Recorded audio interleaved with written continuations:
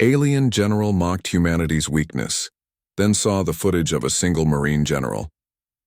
Kextar's mandibles clicked in what his species considered laughter as he reviewed the human military assessments displayed on his holographic command table.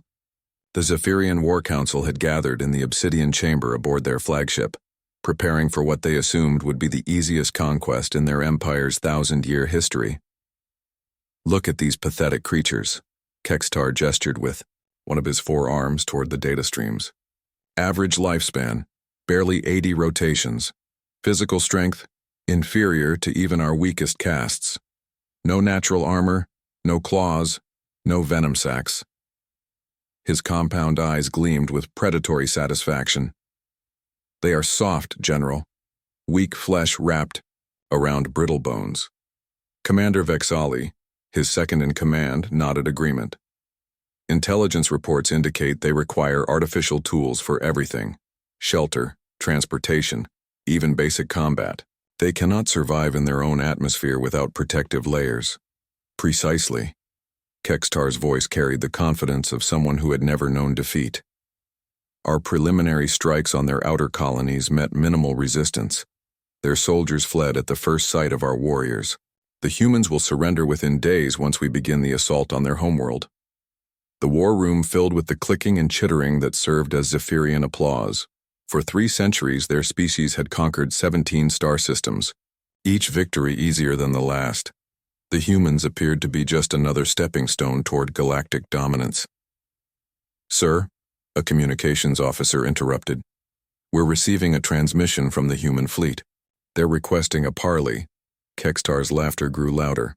"How predictable. Begin preparations for their surrender ceremony. But first, let's see what pathetic plea they wish to make."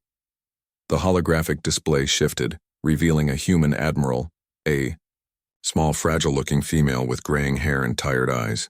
Behind her, the bridge of her vessel appeared cramped and primitive compared to Zephyrian technology. "I am Admiral Sarah Chen of the Terran Defense Force," the human spoke with surprising steadiness. "We know your forces vastly outnumber ours.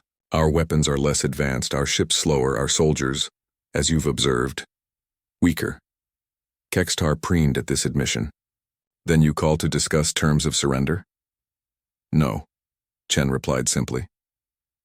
"I called to show you something first, something you should understand about humans before you proceed." She paused, her expression growing grave. "Computer, transmit file. Designation Kandahar 7. The display shifted to what appeared to be combat footage from a human military engagement. Kextar leaned forward, curious despite himself. The scene showed a human soldier, one of their Marines according to the file designation, trapped alone in a rocky canyon. His position was surrounded by hostile forces, his weapon nearly depleted of ammunition. "One of your kind against an entire platoon," Kextar observed dismissively. "This only proves my point about human fragility." But as they watched, something extraordinary unfolded. The Marine, bleeding from multiple wounds that would have incapacitated most species, continued fighting. When his rifle ammunition ran out, he switched to a sidearm. When that failed, he picked up enemy weapons.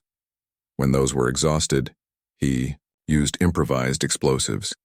The Zephyrian officers fell silent as the human pressed forward alone against impossible odds. They watched him drag wounded civilians to safety while under heavy fire. They saw him construct defensive positions from debris while being shot at from 3 directions. Most shocking of all, they witnessed him charge directly into enemy fire to rescue a wounded teammate, carrying the unconscious soldier to safety on his back. The engagement lasted 14 hours. Admiral Chen's voice continued over the footage. Marine Corporal James Martinez held that position alone for most of it, protecting 47 civilians until reinforcements arrived. He was shot 11 times, suffered a concussion from a grenade blast, and had 2 broken ribs. He refused medical evacuation until every civilian was safe. Kextar's mandibles had stopped clicking. His officers shifted uncomfortably as they watched the human soldier's relentless determination. "But this is just one soldier," Commander Vexali protested weakly. "An anomaly." Admiral Chen's smile was cold. "Computer. Display files. Iwo Jima, Stalingrad, Thermopylae, and Operation Red Wings. The screen filled with dozens of similar scenes throughout human history. Soldiers holding impossible positions, civilians refusing to abandon their homes, small units fighting against overwhelming odds with nothing but determination and crude weapons. Each story followed the same pattern. Humans pushed beyond all reasonable limits, fighting long past the point where any rational being would surrender. You see, General Kekstar, Chen continued, you're absolutely right about us. We are weak, we are fragile, we break easily and die quickly, but you made one critical error in your assessment. Which is? Kekstar's voice had lost its earlier confidence. You assumed that being weak is the same as being defeated. You assumed that knowing you're outmatched means giving up.